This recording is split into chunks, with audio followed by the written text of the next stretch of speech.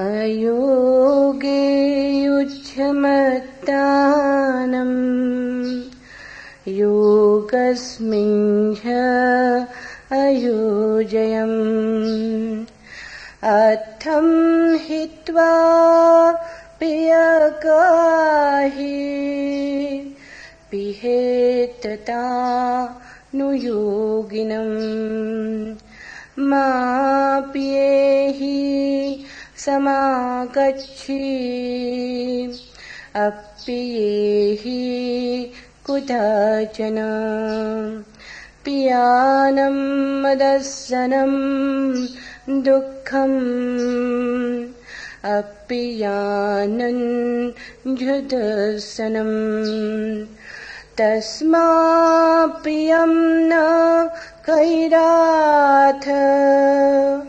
पियापायो हि पापको गन्था ते सं न विच्यन्ति ये सं नत्थि पियम् पियतो जायते शोको पियतो जायते भयम् पियतो विप्पमुत्तस्सा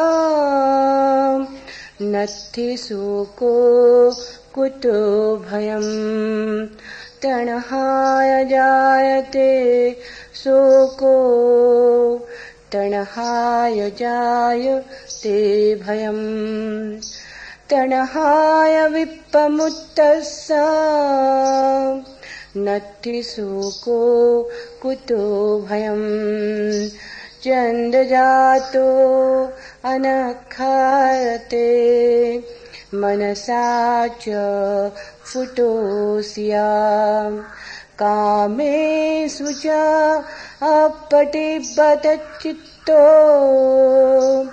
उथन्सुतो तिभुच्यते।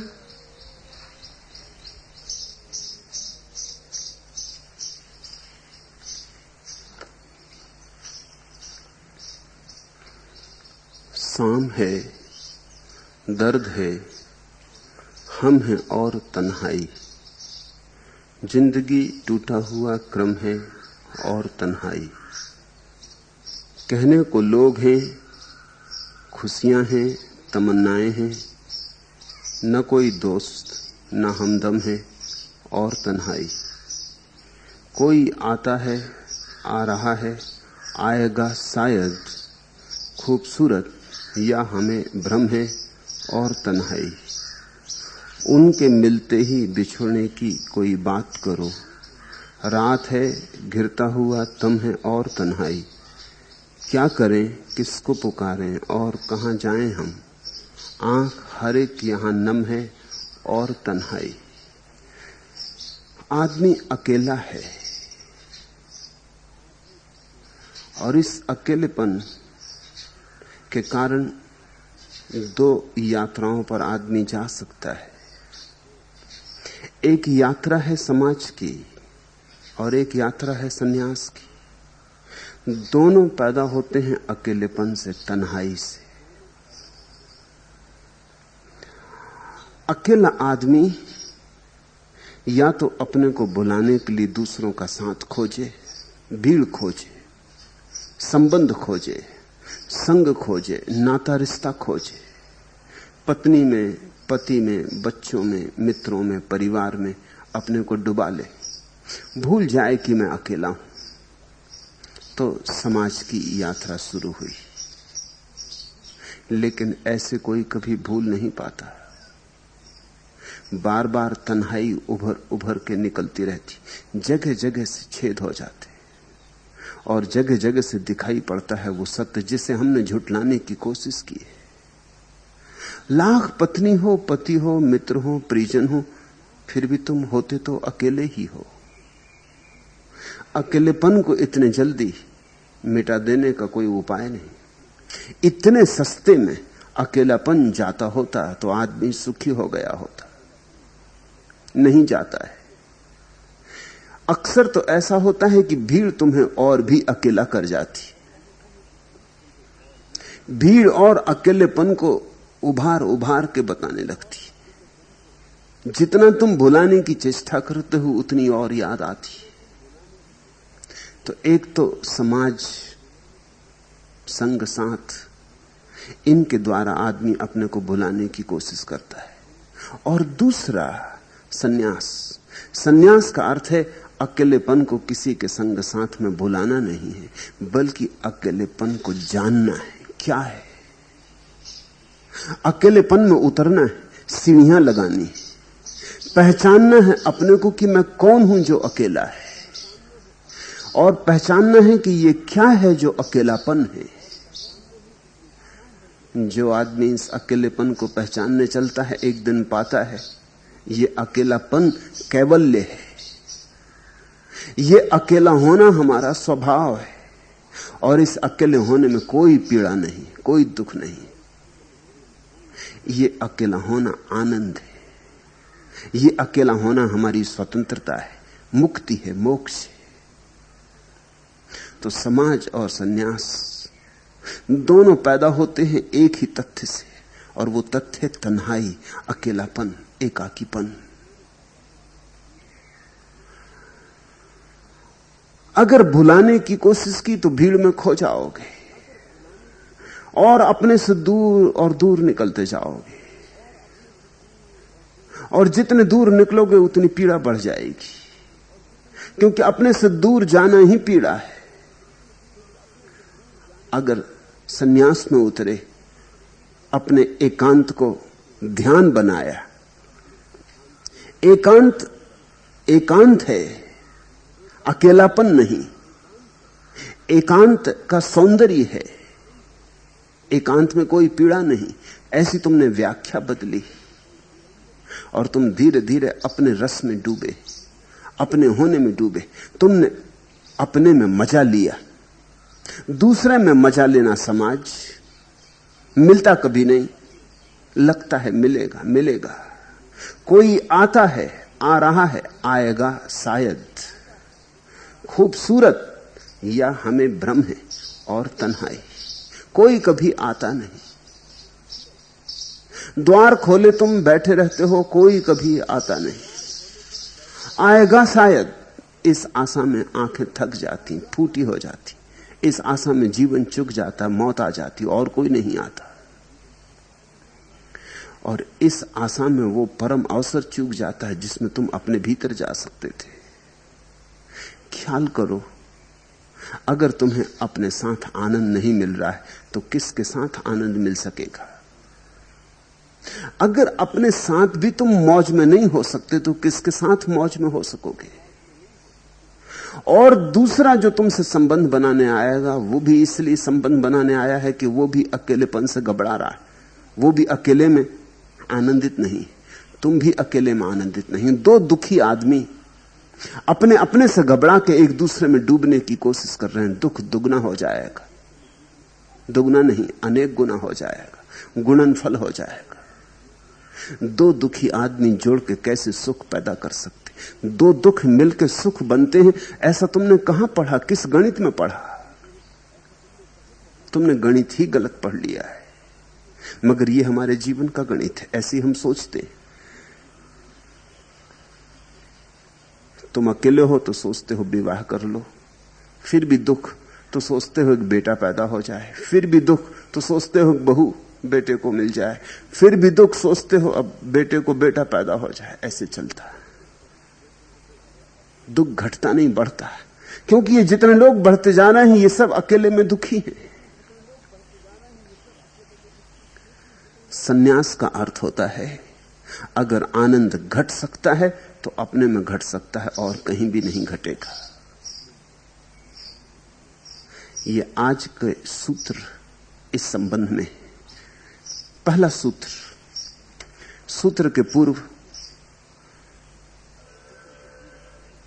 वह कथा जहां बुद्ध ने यह सूत्र कहा।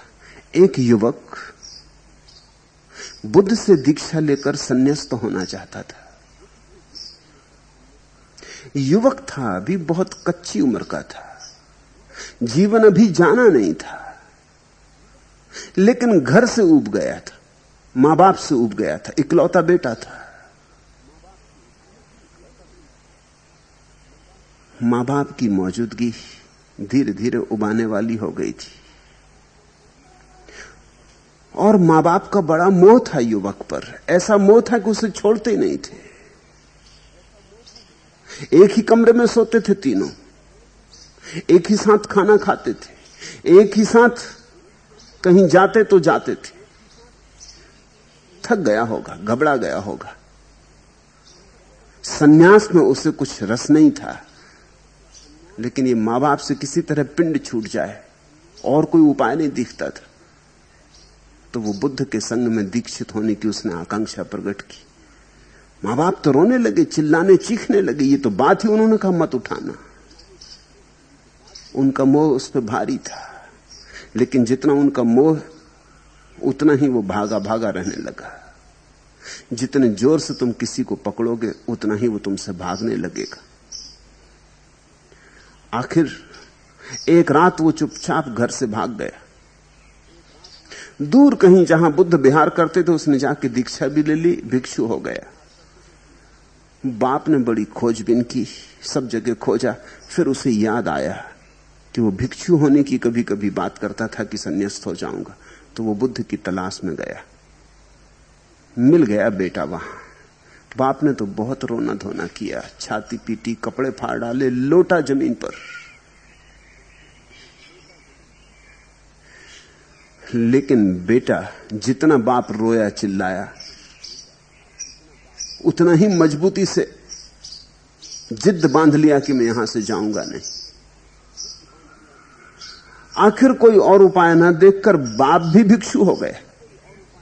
बेटे को छोड़ तो सकता नहीं था, तो उसने भी संन्यास ले लिया।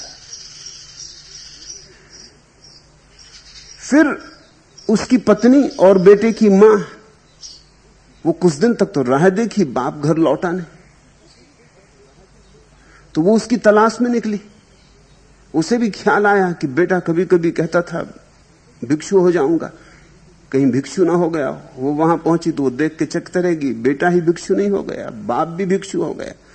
वो बहुत रोई पीटी, चिल्लाई, लोटी, बड़ा शोरगुल मचाया, बड़ी भीड़ जमा कर ली। बाप तो जाने को राजी था, लेकिन वो बेटा कहे कि मैं जा नहीं सकता। आखिर कोई और उपाय न था तो मां भी दीक्षित हो गई। वो तीनों सन्यासी हो गए। अब ये सन्यास बड़ा अजीब हुआ। बेटे को सन्यास में कोई रस न था, घर में विरस था। बाप को तो सन्यास से कुछ लेने देना नहीं था, वो बेटे का साथ नहीं छोड़ सकता था। और स्वभावतः पत्नी कहां जाए, तो वो भी संन्यास्त हो गई थी।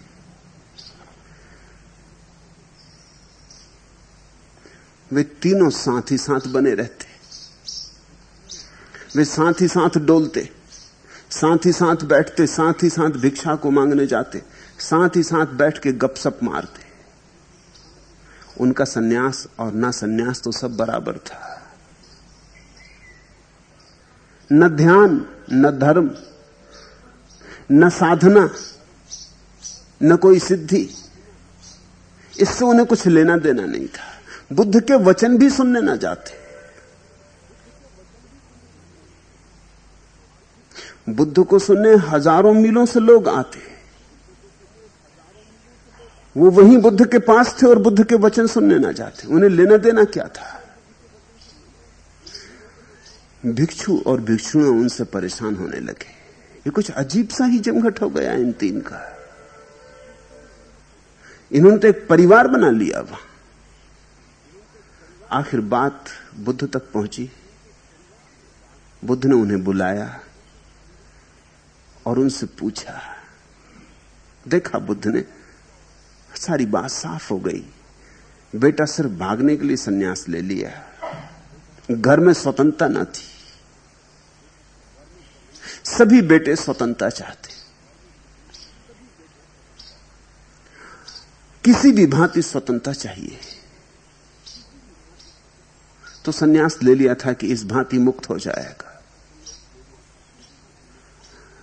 बाप और मां सिर्फ बेटे के पास ही बने रहें, ये साथ कभी छूटे ना, इस मोह में संन्यास्त हो गए। बुद्ध ने उनसे पूछा कि ये क्या कर रहे हो, ये कैसा संन्यास?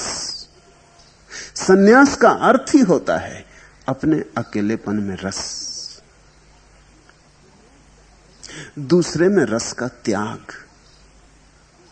अब इस बात को समझना, दूसरे में रस के त्याग का अर्थ होता है दूसरे में विरसता का भी त्याग। जब तक तुम्हारा दूसरे में रस है या विरस, जब तक तुम्हारा दूसरे में लगाव है या दुराव, जब तक दूसरे में मोह है या दूसरे में क्रोध, तब तक तुम दूसरे से बंधे हो। इसलिए तुम्हारे बहुत से सन्यासी जो घरों को छोड़ के भाग गए हैं, वस्तुतः सन्यास नहीं हो पाए, घरों से छोड़ के भाग गए होंगे, सन्यास नहीं घटित हुआ है, उनका विरस हो गया है। घर से वो परेशान हो गए, पत्नी से परेशान, बच्चों से परेशान, क्रोध में चले गए, किसी बोध में नहीं। अगर बोध में गए हो तो जाने की जरूरत क्या है? क्रोध में ही आदमी भागता है या भय में भागता है। बोध में तो भागने की जरूरत नहीं, बोध में तो स्थिर हो जाता है। बोध में तो जहां है वहीं ज्योतिर्मय हो जाता है। बोध में तो जहां है वहीं चिन्मय की वर्षा हो जाती। बोध में फिर क्या पहाड़ और क्या बाजार, क्या घर और क्या मंदिर, सब बराबर है। भगोड़ों में रस तो नहीं है, विरस है, पर विरस भी तो रस का ही रूप है। जैसे दूध फट गया, ऐसा विरस है, रस फट गया, लेकिन है दूध का ही रूपांतरण। जैसे कोई चीज रखी रखी बासी होकर खट्टी हो गई, मगर है तो उसी का रूपांतरण। इसलिए सन्यास को तुम त्याग मत समझना। सन्यास ना तो भोग है और न त्याग है। फिर सन्यास क्या है? सन्यास इस बात का बोध है कि न तो दूसरे से कुछ मिला है न मिल सकता है। नाराजगी का भी कोई कारण नहीं, क्योंकि नाराजगी का तो अर्थ ही यह होता है कि अभी भी यह बात मन में बनी है कि मिल सकता था और नहीं मिला। नाराजगी का क्या अर्थ होता है? तुम अगर अपनी पत्नी पर नाराज हो तो तुम ये कह रहे हो कि गलत पत्नी मिल गई, अगर ठीक पत्नी मिलती तो हम सुखी हो जाते। तुम अगर बेटे से नाराज हो तो तुम ये कह रहे हो कि कहां का बेटा घर में पैदा हो गया, कुपुत्र पैदा हो गया, सुपुत्र होता तो हृदय में बड़ी शांति हो जाती, बड़ा आनंद हो जाता। तुम वस्तुतः सत्य को देख नहीं पाए कि दूसरे में सुख होता ही नहीं, सुपुत्र में भी नहीं होता, कुपुत्र में तो होता ही नहीं, कुरूप में तो होता ही नहीं, स्वरूप में भी नहीं होता। दूसरे में सुख होते ही नहीं, बुरी स्त्री में तो होते नहीं, भली स्त्री में भी नहीं होता। असाधु में तो होते ही नहीं, साधु में भी नहीं होता। सुख दूसरे में होता ही नहीं। यह दूसरे से सुख के भाव का सब भांति से मुक्त हो जाना सन्यास है। युवक घर से भागा क्योंकि वो मां बाप से परेशान हो गया था। उनका मोह करीब करीब कारागृह बन गया था। अकेला कहीं जा ना सके, कोई राग रंग में अकेला सम्मिलित ना हो सके, वो बाप और मां पीछे लगे रहे। ये जरा अति हो गई, इस अति से वो भागा। लेकिन सन्यासी तो नहीं था और मां बाप को तो कोई प्रयोजन ही ना था, इतना भी प्रयोजन नहीं था। उनको तो मोह था, उनको तो ख्याल था कि बेटे के कारण सब हो जाएगा, जो चाहिए वो हो जाएगा। बस बेटे में जैसे परमात्मा मिल गया, सब मिल गया था। इसके पार उनकी आंखें ही ना उठी थी। वो जमीन पर रेंगते हुए चल रहे थे, जमीन पर आंखें गड़ाए हुए चल रहे थे। और ध्यान रखना, जो जमीन पर आंखें गड़ाए चलेगा उसे अगर आकाश के तारे न दिखाई पड़े तो तारों का कोई कसूर नहीं। तारे तो हैं, तुम्हारे लिए भी उतने हैं जितने कि बुद्ध और महावीर और कृष्ण और कबीर के लिए। मगर तुम आंखें ही जमीन पर गड़ाए रखोगे तो तारों का कोई कसूर नहीं। आंखें ऊपर उठेंगी तो ही तारे दिखाई पड़ेंगे। बुद्ध ने उनसे पूछा कि ये मामला क्या है, ये कैसा सन्यास? ये तो सन्यास की शुरुआत ही गलत हो गई मालूम होती है। तो बाप ने कहा कि असली बात यह है, सन्यास से हमें कुछ लेना देना नहीं। मैं और मेरी पत्नी बेटे के साथ रहना चाहते हैं, और बेटा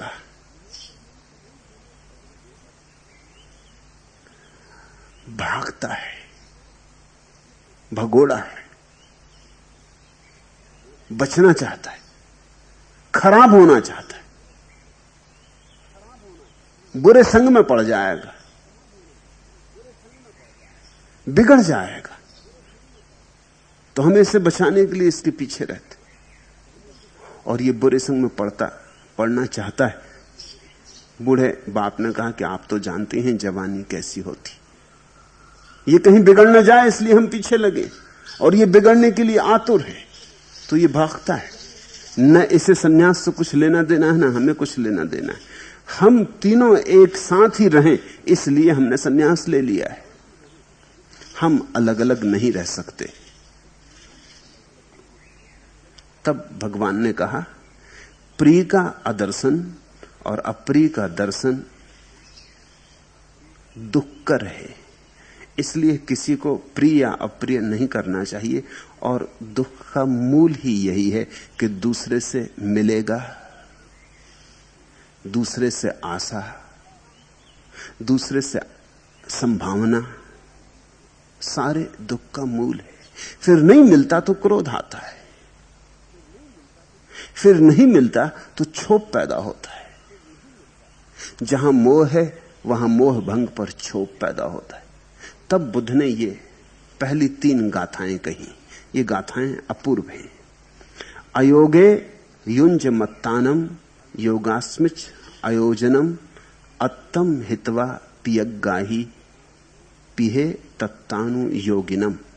अयोग कर्म में लगा हुआ, योग कर्म में न लगने वाला तथा श्रेय को छोड़कर प्रिय को ग्रहण करने वाला मनुष्य आत्मानुयोगी पुरुष की इस पढ़ा करे। पहली गाथा। बुद्ध कहते हैं जो अयोग कर्म में लगा है और योग कर्म में नहीं लगा है, स्वभावतः जब तुम्हारी ऊर्जा अयोग में लगी होगी तो योग में कैसे लगेगी? अयोग से छूटेगी तो योग में लगेगी। गलत दिशा में जाता आदमी एक ही साथ ठीक दिशा में तो नहीं जा सकता। जो गलत दिशा में जा रहा है वो ठीक दिशा में तो नहीं जा सकता, और जिसे ठीक दिशा में जाना है उसे गलत दिशा में जाना बंद करना होगा। अयोग कर्म में लगा हुआ और योग कर्म में न लगने वाला तथा श्रेय को छोड़कर प्रिय को ग्रहण करने वाला मनुष्य आत्मन योगी पुरुष की स्पृहा करे। ये 2 बातें श्रेय और प्रेय समझने की हैं। प्रेय का अर्थ होता है जो प्रिय है मुझे उसे पालूं, लेकिन अभी तुम अंधेरे में खड़े हो। तुम्हें जो प्रिय भी लगता है वो भी तुम्हारे अंधेरे की ही उपज है। अभी तुम रुग्ण हो, तुम्हें जो प्रिय भी लगता है वो भी तुम्हारे रोग का ही हिस्सा है। अभी तुम अंधे हो, वो जो तुम्हें प्रिय भी लगता है वो तुम्हारे अंधेपन से ही पैदा हो रहा है। इसलिए प्रेम में अगर लग गए, प्रिय में अगर लग गए तो भटकते ही चले जाओगे। पहले श्रेय को साधो।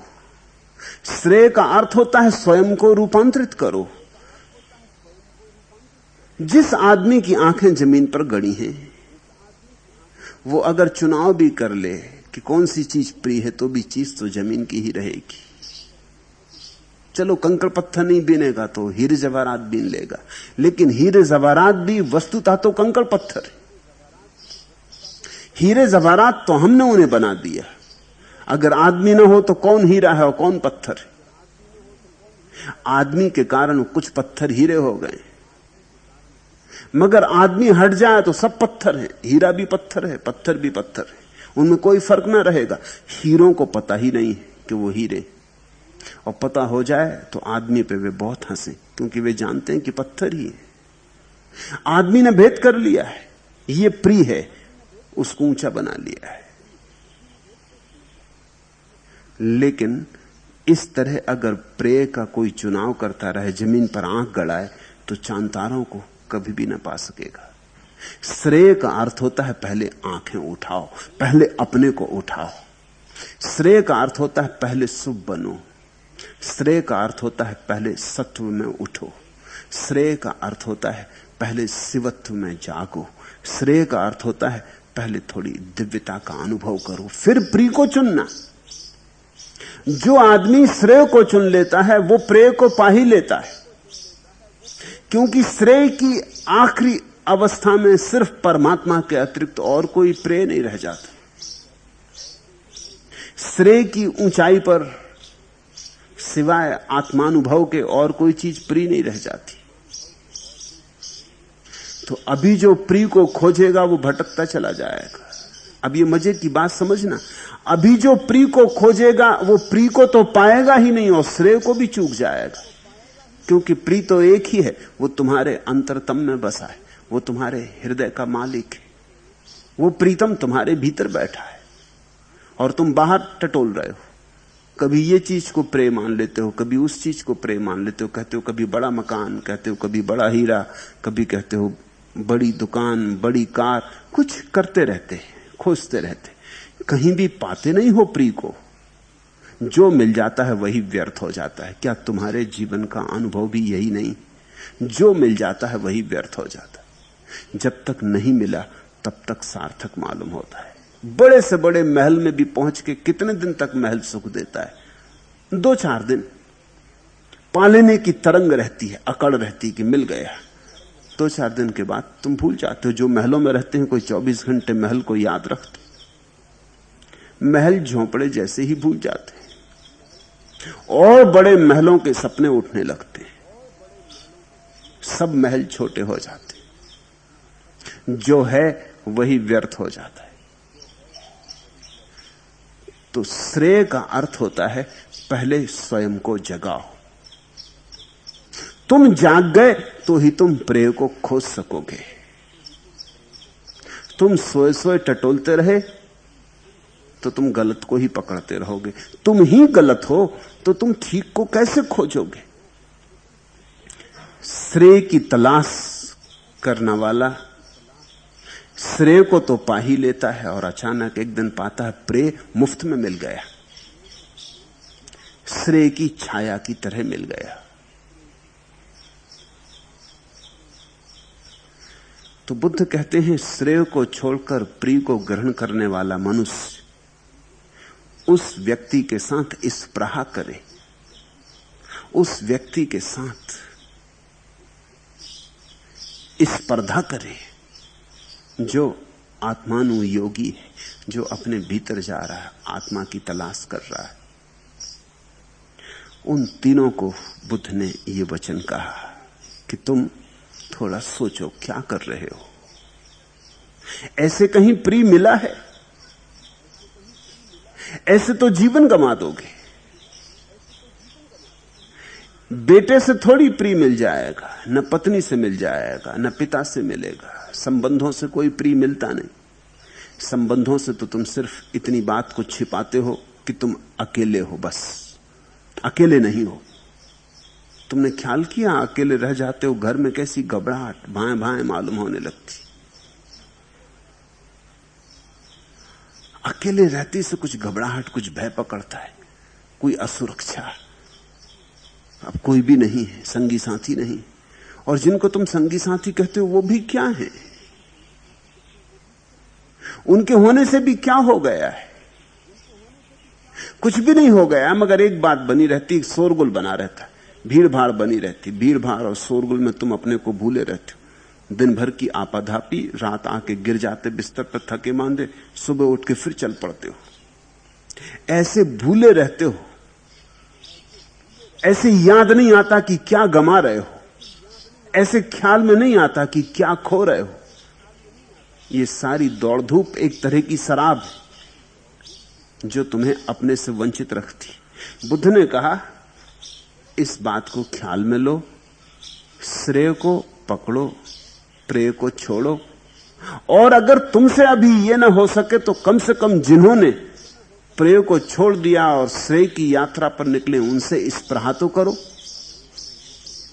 यहां इतने भिक्षु हैं, बुद्ध ने कहा होगा, जो श्रेय की यात्रा पर निकले। इनकी शांति तो देखो, मुझे तो देखो, बुद्ध ने कहा होगा, सुसुखम वत, जरा मेरे सुख को देखो, मेरी तरफ आंखें उठाओ। ये मेरे आनंद का जो शिखर खड़ा हुआ है, इस पे जरा आंखें गड़ाओ। यहां मेरे पास रहकर, इतने भिक्षुओं से घिरे रहकर, इतने लोग ध्यान कर रहे, इतने लोग समाधि में उतर रहे, इतने लोग समाधि को प्राप्त हो गए। इस अपूर्व वातावरण में भी तुम तीनों बैठ के एक दूसरे को पकड़े हुए फालतू की बातों में लगे हो। यहां इतना श्रेय घटित हो रहा है, ऐसी श्रेय की तरंगें उठ रही, लहरें उठ रही, इन पे सवार हो जाओ। ये इतनी बड़ी नौका श्रेय की तरफ जा रही, इसमें बैठने का तुम्हारा मन नहीं करता। और इस नौका में जो बैठे हैं, उन्हें देखकर तुम्हारे मन में स्पृहा पैदा नहीं होती। ख्याल रखना, दो शब्द, स्पृहा और ईर्षा। ईर्षा सांसारिक स्पृहा है और स्पृहा सांसारिक से पार, वो जो परमात्मा है, परमार्थ है, अध्यात्म है, उसमें दूसरों को मिल रहा है, मुझे नहीं मिल रहा। कम से कम इस बात की चोट तो होने दो, दूसरे जग रहे हैं, मैं अभी तक सोया हूं। कम से कम इस बात की पीड़ा तो चुभने दो, कांटा तो लगने दो। यहां इतने सन्यासियों के बीच भी तुम अपने घर में ही बने हुए हो, तुम वहां से आई ही नहीं। ये मां बाप और बेटा, बस ये तुम तीनों ने अपना एक अड्डा बना लिया है। थोड़ा जाग कर देखो। चलो संयोग वसात ही ये मौका मिल गया है। न बेटे को सन्यास में रस था, न तुम्हें सन्यास में रस है। संयोग वसात तुम यहां आ गए हो, लेकिन फिर भी लाभ तो ले सकते हो। संयोग वसात ही कोई बगीचे में आ जाए तो भी फूलों के सौंदर्य का आनंद तो ले ही सकता है। शायद दोबारा फिर आकांक्षा करके आए, अभीप्सा करके आए। ऐसा घटता। यहां किसी का बेटा संन्यास्त हो गया है, अभी हुआ। एक युवती जर्मनी से आई, संन्यास्त हो गई।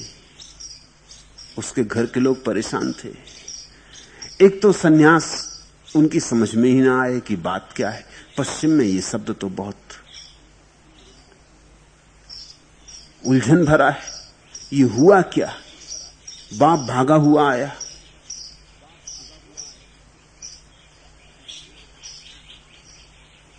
चार दिन यहां अपनी बेटी को समझाता बुझाता रहा, लेकिन बेटी जाने को राजी न हुई। तो फिर वो बेटी को लेके मेरे पास आया। सोचा शायद मैं समझा दूंगा।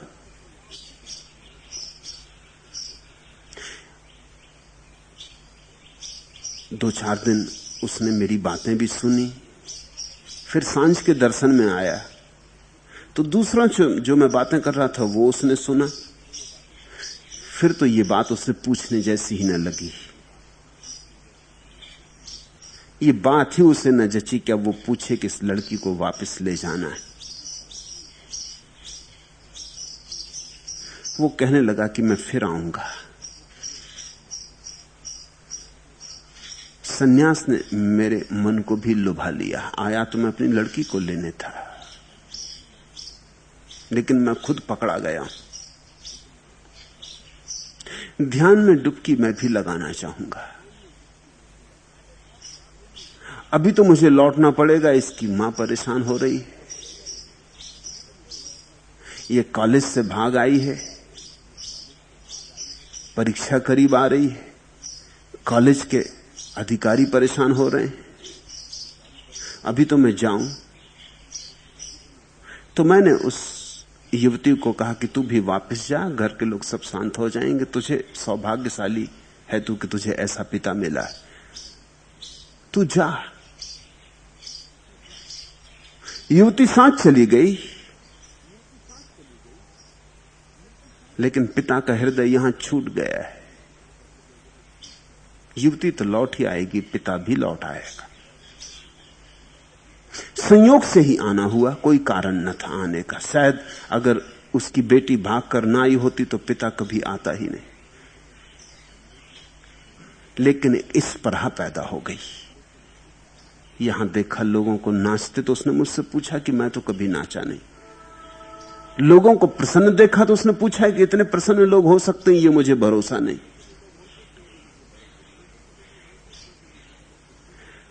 संयोग से आया हुआ आदमी भी कभी कभी नाव में सवार हो जाता है, समझदारी हो तो। और कभी कभी ऐसा होता है कि समझदारी ना हो तो तुम चेष्टा करके आए हो तो भी चूक जाओगे। वैसे लोग भी आ जाते, सन्यासी लेने आते, लेकिन फिर कोई छोटी मोटी बात अड़चन बन जाती, उतनी सी अड़चन से लौट जाते। आदमी पर निर्भर है, आदमी की गुणवत्ता पर निर्भर है। शुभ होना तो शुभ है ही, कम से कम शुभ की स्पृहा तो करो। अगर आज शुभ नहीं हो सकते तो इतना तो सोचो, इतना सपना तो संजो, इतना सपना तो देखो कि कभी शुभ हो सकूं। और जिनको शुभ घटित हुआ है उनके साथ थोड़ा सा ख्याल तो करो कि ये भी हो सकता है, और जो इन्हें हुआ है वह मुझे भी हो सकता है। मां पिए ही समागच्छी अप्पिये ही कुदाचनम पियानम अदसनम दुखम अप्पियांच दंसनम। प्रियों का संग ना करे, बुद्ध ने कहा, ना कभी अप्रियों का ही संग करे। प्रियों का न देखना दुखद है और अप्रियों का देखना दुखद है। बुद्ध ने कहा दुख के दो कारण हैं। प्रिय से मिलन न हो तो दुख होता है, अप्रिय से मिलन हो जाए तो दुख होता है। प्रिय छूट जाए तो दुख हो जाता है, अप्रिय मिल जाए तो दुख हो जाता है। लेकिन दुख का मूल कारण तो यही है कि तुमने प्रेम का संबंध बनाया। दोनों प्रेम के संबंध हैं, प्रिय का और अप्रिय का। और कभी कभी ऐसा होता है कि दोनों बातें एक के साथ ही घट जाएंगी। तुमने कभी देखा बचपन का बिछड़ा हुआ मित्र वापस आ गया मिलने, बड़े तुम खुश हुए, गले से लगा लिया, उठा लिया। एक दिन खुशी रही, वो घर टिकी गया बोरिया बिस्तर जमा के। दूसरे दिन जरा बेचैनी होने लगी, तीसरे दिन पत्नी नाराज होने लगी कि हटाओ भी, ये कहां के आदमी को बिठा रखा है। चौथे दिन बच्चे भी परेशान होने लगे। पांचवें दिन तुम भी प्रार्थना करने लगे भगवान से कि अब इन सज्जन को विदा करो।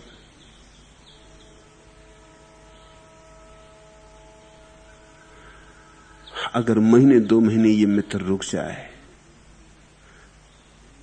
और फिर तुम सफल हो जाओ इसको विदा करवाने में, तो तुम जितने प्रसन्न होगे उतने प्रसन्न तुम इसके मिलने पर भी नहीं हुए थे। ये वही का वही है, कुछ फर्क नहीं पड़ा, तुम वही के वही हो, ये मित्र भी वही का वही है। लेकिन क्या हो गया, एक ही संबंध प्रेम का अप्रेम का भी बन जाता है। प्रेम और अप्रेम एक ही सिक्के के दो पहलू हैं, और बुद्ध कहता दोनों से दुख मिलता है।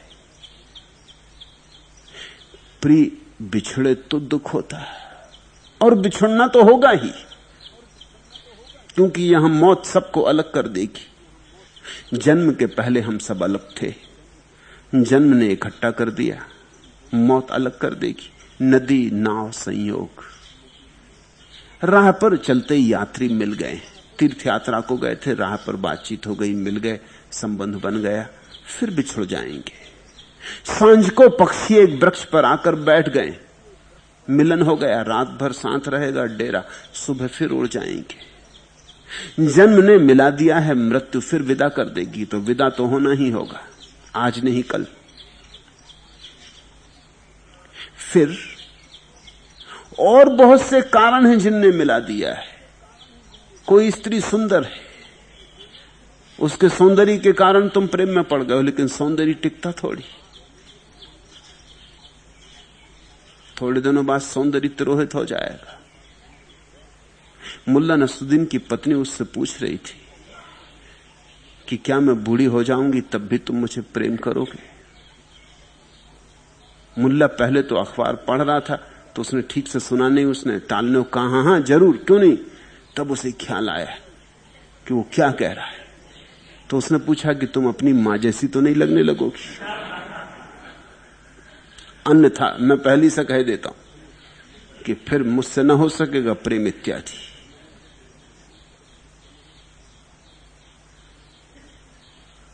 कभी तुम किस बात से, किसी कारण से किसी के प्रेम में पड़ गए, वो कारण हट जाएगा, फिर क्या करोगे?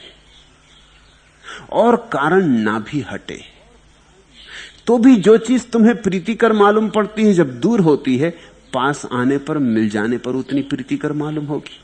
अपनी पत्नी किसी को सुंदर मालूम होती, अपना पति किसी को सुंदर मालूम होता है। सौंदर्य दूर से मालूम होता है, सौंदर्य जो उपलब्ध नहीं है उसमें मालूम होता है। सौंदर्य का अधिकतम प्रभाव तो जितना कठिन हो पाना उसमें होता है, जितना सरल हो जाए उतना ही सौंदर्य समाप्त हो जाता है। अगर कोई स्त्री बहुत दुर्लभ हो कि मिल ही ना सके, तो उसका सौंदर्य सदा बना रहेगा। मिल गई कि सौंदर्य समाप्त हो गया। करोगे क्या? कितनी ही सुंदर नाक हो, कितनी ही सुंदर आंख हो, करोगे क्या? 2-4 दिन में सब भूल जाओगे। जो चीज कारण पर निर्भर है वो टूटेगी। तो यहां प्रिय का मिलन भी होगा, प्रिय का बिछुड़ना भी होगा, यहां प्रेम की घटना भी घटेगी, और फिर प्रेम खट्टा होकर अप्रेम भी बनेगा। इसलिए प्रेम सब तरह से दुख देता है। प्रेम रहे तो दुख देता है, फिर प्रेम छूट जाए तो दुख देता है, फिर अप्रिय मिल जाए तो कठिनाई हो जाती। तो बुद्ध कहते हैं, मां पिए ही समागंछी अप्रिय ही कुदाचनम। प्रियों का संग ना करे, ना कभी अप्रियों का संग करे। इसका क्या अर्थ हुआ? क्या किसी का संग ही ना करोगे? प्रियों का देखना दुखद, अप्रियों का देखना दुखद, तो क्या फिर किसी के साथ ही कभी खड़े ना होगे? तो बौद्ध भिक्षु भी तो एक के दूसरे के साथ थे, खुद बुद्ध भी तो हजारों भिक्षुओं के साथ थे। नहीं, बुद्ध के कहने का इतना ही तात्पर्य है कि बीच में प्रेम के संबंध खड़े मत करना, साथ रहो, संबंध के सेतु मत जोड़ो। तुम अलग, दूसरा अलग, तुम अपने एकांत में शिखर, वो अपने एकांत में शिखर।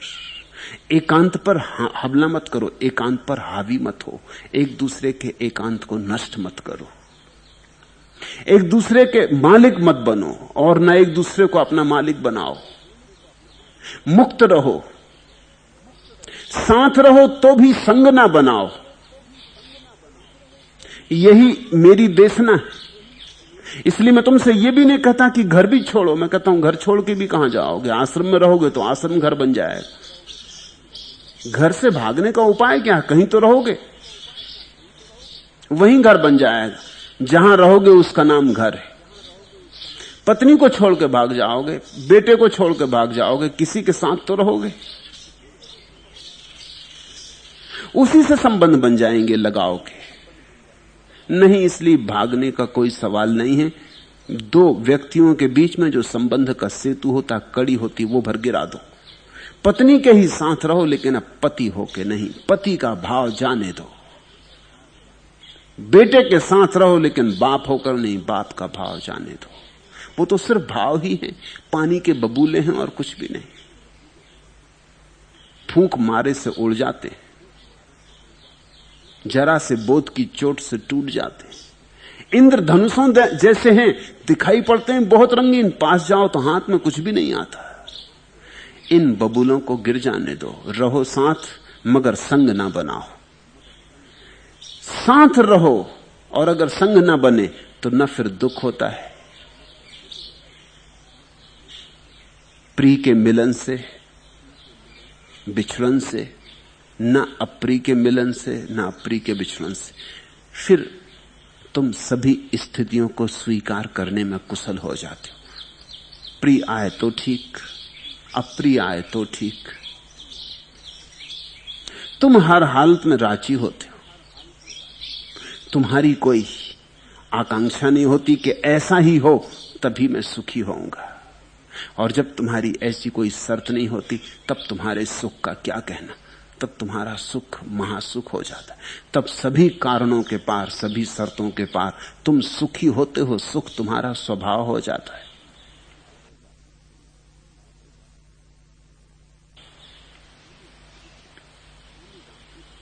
स्वामी रामतीर्थ सदा कहा करते थे, यूनान के बहुत बड़े वैज्ञानिक आर्किमिडीज ने कहा था कि यदि मुझे कोई स्थिर आधार, खड़े होने को स्थल मिल जाए तो मैं दुनिया को हिला सकता हूं। आर्किमिडीज कहता था कि अगर मुझे कुछ ऐसा एक छोटा सा बिंदु भी मिल जाए जो स्थिर है, स्थिर बिंदु जो हिलता नहीं, तो मैं उस पर खड़े होकर सारी दुनिया को हिला सकता हूं। किंतु वो बेचारा ऐसा स्थिर बिंदु ना पा सका, क्योंकि संसार में ऐसा कोई स्थिर बिंदु है ही नहीं। स्थिर बिंदु तुम्हारे भीतर है, बाहर नहीं। वह है तुम्हारी आत्मा। उसे पकड़ो और सारा संसार तुम चलाने लगोगे। अभी तो संसार तुम्हें चलाता है, अभी तो तुम परिस्थितियों के दास हो। अभी तो जरा सी बात बाहर घटती है और तुम कब जाते हो। अभी तो कोई भी चीज तुम्हें सुखी और दुखी कर जाती है, अभी तुम अपने मालिक नहीं हो। तो स्वामी रामतीर्थ कहते थे, और ठीक कहते थे, कि अगर तुम बाहर कोई ऐसा स्थिर बिंदु खोजने चले हो तो कहीं भी ना मिलेगा। ऐसी खोज का नाम ही संसार है। बाहर कोई स्थिर बिंदु मिल जाए जिसमें सुरक्षा हो, जहां मैं विश्राम कर सकूं। नहीं, ऐसा कोई स्थिर बिंदु है ही नहीं बाहर। लेकिन भीतर एक स्थिर बिंदु है जहां तुम परम विश्राम को उपलब्ध हो सकते हो, और जहां पहुंचे गए व्यक्ति को कोई कभी डिगा नहीं सकता, और जहां पहुंचा हुआ व्यक्ति चाहे तो उसके इशारे से सारी दुनिया कपती। वास्तव में कर्ता भी तुम ही हो और कर्म भी तुम ही आत्मा हो और तुम ही नाम मात्र अनात्मा हो। तुम ही सुंदर गुलाब हो और प्रेमी बुलबुल भी तुम ही हो। तुम फूल हो और भौरा भी तुम। हर एक चीज तुम हो, भूत और प्रेत, देवता और देवदूत, पापी और महात्मा, सब तुम ही हो। यह है सन्यास का मार्ग। इस बात को जानना कि मेरा संसार मेरे भीतर है, यह है सन्यास का मार्ग। इस बात को जानना कि मेरा सुख मेरे बाहर है, यह है संसार का मार्ग। अपना केंद्र अपने से बाहर मत बनाओ, ऐसा करने से तुम गिर पड़ोगे। अपना पूर्ण विश्वास अपने में जगाओ, अपने केंद्र में बने रहो, फिर तुम्हें कोई भी चीज हिला ना सकेगी। जब बुद्ध कह रहे हैं कि संग साथ में बहुत अपने को न डुबाए, इतना ही कह रहे हैं कि अपने केंद्र तुम स्वयं बनो। तीसरा सूत्र, तस्मा पियम न कथिराय, पिया पायो ही पाप को, गंथा तेसम न विजंती, एसम नत्थी पिया पियम। इसलिए किसी को अपना प्रिय न बनावे। प्रिय से वियोग दुखद होता है, और जिनके प्रिय और अप्रिय नहीं होते वे निर्ग्रंथ होते। ये निर्ग्रंथ की परिभाषा समझो। जैन महावीर को निर्ग्रंथ कहते। निर्ग्रंथ बड़ा अनूठा शब्द है। ऐसे तो सीधा साफ सुथरा है। निर्ग्रंथ का अर्थ होता है जिसकी कोई ग्रंथि नहीं, जिसकी कोई गांठ नहीं। हम कहते ना, दो आदमियों का विवाह हो गया, कहते हैं गांठ बंध गई, ग्रंथि पड़ गई। 7 चक्कर लगा के 7 गांठें डाल देते, खोलने ही मुश्किल कर देते। निर्ग्रंथ का अर्थ होता है जिसकी अब कोई गांठ नहीं, कोई ग्रंथि नहीं, जो कहीं बंधा नहीं, जो अपने में है। जिसका होना अपने में, जिसका होना बाहर नहीं। तुमने बच्चों की कहानियां पढ़ी होंगी। बच्चों की कहानियों में आता है कि कोई राजा था, उसके प्राण एक तोते में बंद थे। तो राजा को मारो तो नहीं मरता था जब तक कि तुम तोते की गर्दन न मरोड़ो। तोते की गर्दन मरोड़, राजा फौरन मर जाता। ये कहानी एकदम कहानियां नहीं है, ये बड़ी महत्वपूर्ण है। ऐसी हमारी हालत है। किसी के प्राण तिजोरी में बंद, तोते इत्यादि तो पुराने पड़ गए, तिजोरी। किसी के प्राण कुर्सी में बंद है। तोते मोतों का कौन भरोसा करे, उड़ जाएं, कुछ झंझट हो जाए। कुर्सी, उस पे बैठे तो कोई ले जा भी नहीं सकता कुर्सी, और जोर से उसको पकड़े, मगर कुर्सी तोड़ दो कि प्राण निकल जाते। ऐसा लगता है किसी के भी प्राण अपने भीतर नहीं। जिसके प्राण अपने भीतर हैं वो निर्ग्रंथ, और जिनके प्राण अपने से बाहर हैं वो सग्रंथ, उनकी गांठें। तुम्हारी पत्नी मर जाए तो तुम मरने की सोचने लगते, तुम्हारा बेटा मर जाए तो तुम मरने की सोचने लगते, तुम्हारा दिवाला निकल जाए तो तुम मरने की सोचने लगते, छोटी मोटी बात हो जाती है तुम मरने की सोचने लगते। तुम्हारे प्राण छोटी छोटी चीजों में पड़े। जहां कोई चीज गड़बड़ हुई बाहर कि तुमने तत्क्षण सोचा कि मर ही जाऊं। मनोवैज्ञानिक कहते हैं ऐसा आदमी खोजना मुश्किल है जिसने जीवन में कम से कम 10 बार आत्महत्या का विचार ना किया हो। और विचार करना करने के ही बराबर है, क्योंकि जो विचार में हो गया वो हो गया। तुमने बाहर किया या नहीं ये बहुत महत्वपूर्ण नहीं। अदालत तुम्हें नहीं पकड़ सकती, लेकिन परमात्मा की अगर कोई अदालत है तो वहां तो तुम पकड़े गए। पुलिस तुम्हें नहीं पकड़ सकता। तुम अगर बैठे अपने मन में आत्महत्या का विचार कर रहे, तुम्हें कोई नहीं पकड़ सकता जब तक कि तुम करने का उपाय ना करो। लेकिन विचार करने में तुम परमात्मा के सामने तो दोषी हो ही गए, तुम अपने सामने तो दोषी हो ही गए। तुमने अपने जीवन की बड़ी सस्ती कीमत आंकी। दिवाला निकल गया, दुकान खराब हो गई, तुम मरने की सोचने लगे। तो तुम्हारे जीवन का इतना ही मूल्य था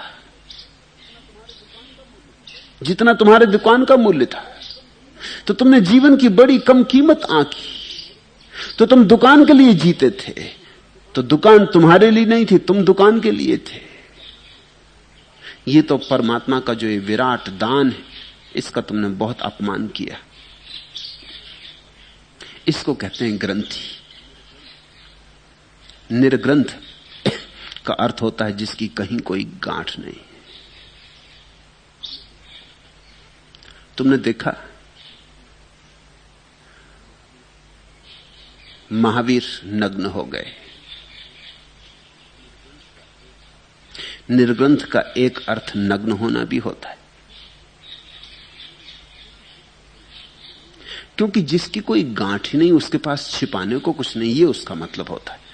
गांठ ही हम छिपाते, किसी को पता ना चल जाए गांठ कहां है, नहीं तो लोग गांठ पर चोट करने लगेंगे। एक छोटे बच्चे को अस्पताल में लाया गया, उसके हाथ में चोट लग गई थी। उसके हाथ पर पट्टी बांधने के पहले डॉक्टर जब उसके हाथ को ठीक करके पट्टी बांधने लगा तो उसने कहा रुकिए, दूसरे हाथ पे पट्टी बांधी। डॉक्टर ने कहा तू पागल हुआ, ये पट्टी तो इसलिए बांध रहे हैं कि स्कूल में कोई बच्चा वगैरह तुझे कोई दुखा ना दे। उसने कहा इसलिए तो मैं कह रहा हूं, आप स्कूल के बच्चों को नहीं जानते। आप इस हाथ में बांधिए जिसमें चोट नहीं है, क्योंकि जिस हाथ में पट्टी वो दुखाएंगे ही। उनको अगर पता चल गया कि चोट है तो आप स्कूल के बच्चों को जानते ही नहीं। ये दुनिया ऐसी है, यहां अगर लोगों को पता चल गया कहां तुम्हारी गांठ है, लोग उसी पर चोट करेंगे। तो लोग अपनी गांठों को छिपाते हैं, छिपाना पड़ता है। अपनी गांठ की बात ही नहीं करते लोग, किसी को पता नहीं चलना चाहिए, नहीं तो ये दुष्ट चारों तरफ लोग हैं, ये मजा लेंगे, ये बार बार तुम्हारी बटन दबाने लगेंगे और तुम्हारी गांठ दुखेगी। इनको बहुत आनंद आएगा, सताने में लोगों का रस है। मेरे गांव में एक आदमी को लोग सीताराम कह के चिढ़ाते थे। बस सीताराम कोई कह दे कि वो एकदम बिगड़ जाएं, डंडा उठा लें, पत्थर मारने लगे। वो कृष्ण भक्त थे और सीताराम के बिल्कुल विरोधी थे। ये जब लोगों को पता चल गया तो उनका गांव में निकलना ही मुश्किल। उनको मैं देखूं कि वो अपने घर से निकल के नदी तक स्नान करने गए हैं, फासला मुश्किल से 2 मिनट का है, उसमें उनको कभी घंटा लग जाए। नदी में नहा रहे हैं और बीच में कोई ने चिल्ला दिया कि सीताराम, कि वो बाहर निकल आए। उनको नहाना वहाना फिर खत्म हो गई बात। मैंने एक दिन उनको कहा कि ऐसे तुम बड़ी मुश्किल में पड़ जाओगे। तो उन्होंने कहा क्या करूं, मुश्किल में तो मैं हूं ही, आपके पास कोई रास्ता है? मैंने कहा ऐसा करो तुम खुद ही सीताराम कहने लगो। उन्होंने कहा इससे क्या होगा? मैंने कहा तुम 7 दिन मेरा प्रयोग करके देखो, जो कोई दिखाई पड़े कहो सीताराम। कोई सीताराम कहे तो तुम और जोर से कहो सीताराम, और कहो ठीक बेटा, और जोर से कह सीताराम। उन्होंने कहा इससे होगा क्या? मैंने कहा तुम 7 दिन करके देखो। 7 दिन में गांव सन्नाटा हो गया। कोई उनसे सीताराम ना कहे, सार क्या रहा, गांठ ही हाथ के बाहर हो गई। वो जो गांठ थी वो ये थी कि वो सीताराम में चिढ़ते थे, सीताराम में उन पर चोट लगती थी। जब ये खुद ही आदमी सीताराम कहने लगा तो अब क्या सार है? वो मेरे पास आए और बोले कि बात गजब की है, काम कर गई। अब तो मैं निकलता हूं तलाश में, मुझे भी मजा आने लगा है कि कोई कह दे सीताराम, मगर कोई कहते ही नहीं। जो लोग पहले चिढ़ाते थे वो ऐसा आंख बचा के निकल जाते हैं, गली कूचे में से निकल जाते। नदी पे मैं नहाता रहता हूं, कोई नहीं कहता सीताराम। जैसे ही तुम्हें लोगों को तुम्हारी गांठ पता चल जाए, लोग सताने लगते, वही वही करने लगते। महावीर नग्न हो गए, इसका अर्थ इतना ही है कि जब कोई गांठ ना रही तो अब छिपाने को कुछ ना रहा, निर्ग्रंथ हो गए, छोटे बच्चे की भांति खड़े हो गए। गंथा तेसम न विजंती, जो न प्रेम के संबंध बनाता न अप्रेम के, न मित्र बनाता न शत्रु, उसकी सारी ग्रंथियां गल जाती। अब तुम समझो, जीसस कहते हैं शत्रु को भी मित्र मानो। बात ऊंची कहते, मगर इतनी ऊंची नहीं जितनी बुद्ध की बात है। क्यों? क्योंकि जीसस कहते हैं शत्रु को भी मित्र मानो, लेकिन अगर तुम अभी मित्रता मानते हो तो शत्रुता से छूट ना सकोगे। क्योंकि मित्रता का अर्थ ही क्या होता है? मित्रता अर्थहीन है अगर शत्रुता ना हो। अगर कोई आदमी कहे कि सभी मेरे मित्र हैं, तो इसका मतलब यह हुआ कि कोई मित्र नहीं है। मित्रता का अर्थ ही तब होता है जब कोई शत्रु भी हो। अगर तुम कहते हो सभी मेरे मित्र हैं तो कोई मित्र नहीं है।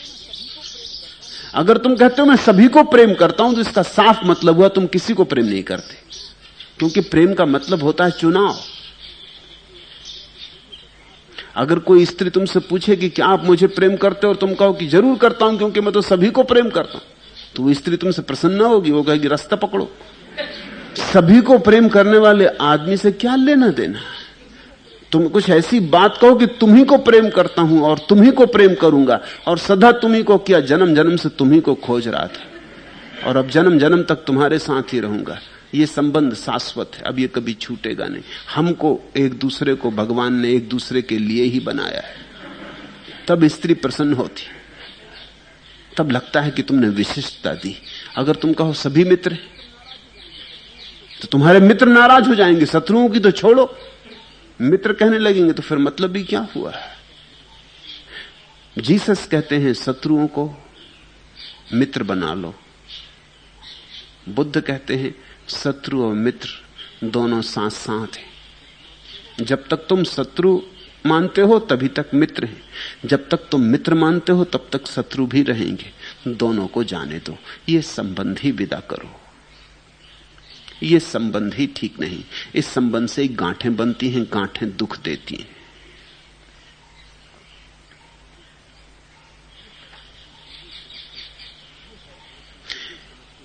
ये है, ये गांठें और गांठों के ऊपर गांठें, हमारे दुख की व्याकरण। क्या पढ़ें दर्द की व्याकरण, जिंदगी है कटा अवतरण। रूप का, आयु का, सांस का आज होता ना एकीकरण। मोह किससे कहां तक चले, बंध न पाते नयन से चरण। सत्य की बात कैसे कहें, आवरण ही यहां आवरण। जो भटकते रहे उम्र भर, आंकते हैं वही आचरण। रेत है, संख है, आदमी धुंध के बीच खोई किरण। क्या पढ़ें दर्द की व्याकरण, जिंदगी है कटा अवतरण। यहां अगर तुम जिंदगी को गौर से देखो तो तुम दर्द का व्याकरण समझ जाओगे कि क्या है। गांठें बनाना, और हम गांठें बनाने में बड़े कुशल हैं। हम बड़ी जल्दी गांठें बनाते हैं। हमारी एक ही कुशलता है कि हम गांठें निर्मित कर लेते हैं, जल्दी से निर्मित कर लेते हैं, और फिर तकलीफ पाते हैं, फिर पीड़ा पाते हैं। ऐसे धीरे धीरे हमारे पूरे प्राण गांठों से भर जाते हैं। जगह जगह पीड़ा होने लगती, जगह जगह दर्द होने लगता है।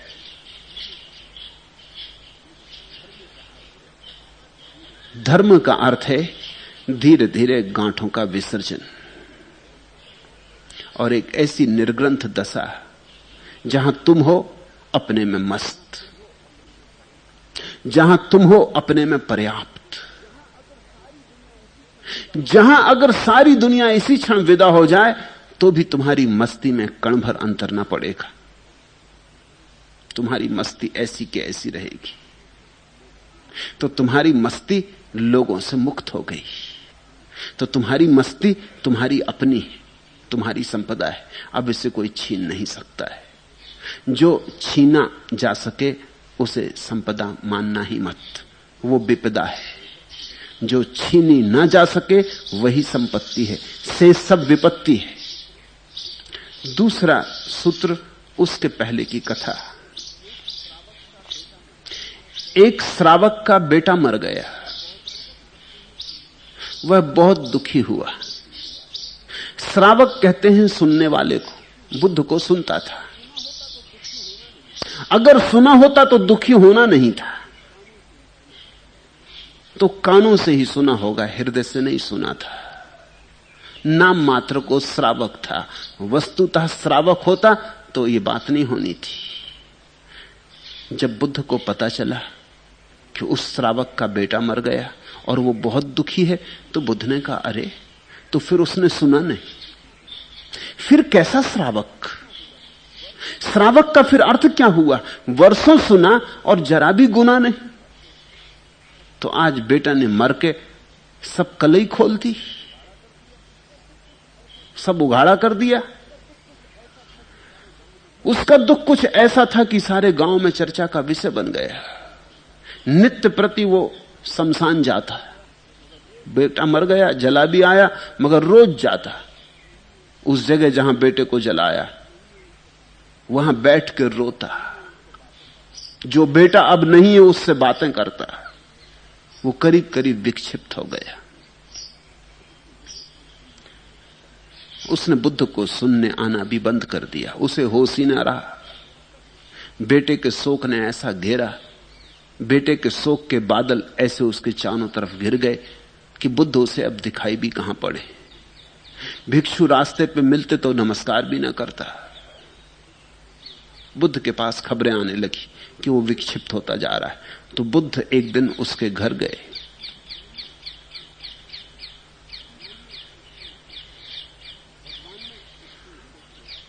भगवान ने उससे उसके शोक का कारण पूछा। उपासक, क्यों शोक कर रहे हो? वह बोला, भंते, पुत्र की मृत्यु से दुखी हो रहा हूं। जैसे श्रावक शब्द का अर्थ होता है जो सुनता है, वैसे उपासक का अर्थ होता है जो गुरु के पास बैठता है। उप आसन, जो पास में आसन लगाता है। मगर पास में आसन लगाने से भी कुछ नहीं होता। अगर गुरु की तरंगों में तरंगित न हुए तो पास कितना ही आसन लगा लो, शरीर ही पास होगा, आत्मा तो दूर की दूर रह जाएगी। कितना ही सुनो, अगर कानों पर चोट पड़ती रहे तुम सुनते रहे, क्योंकि तुम बहरे नहीं हो इसलिए सुनोगे तो ही। लेकिन बात तो भीतर गई कि नहीं, इस पर ही सब निर्भर करेगा। तो ना तो वो उपासक था ना वो श्रावक था, फिर भी वर्षों तक बुद्ध के पास आया था तो उनकी करुणा उन्हें खींच ले गई।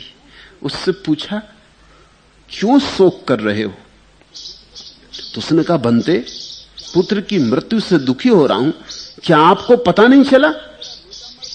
क्या आपने सुना नहीं कि मेरा बेटा मर गया है? एकमात्र इकलौता बेटा, मेरी बुढ़ापे की वही तो लकड़ी था, मेरे बुढ़ापे की वही तो आंख था, मेरे बुढ़ापे का वही तो सहारा था। वो तत्क्षण छाती पीट पीट के रोने लगा। बुद्ध ने उससे कहा, मरण धर्म ही मरा है।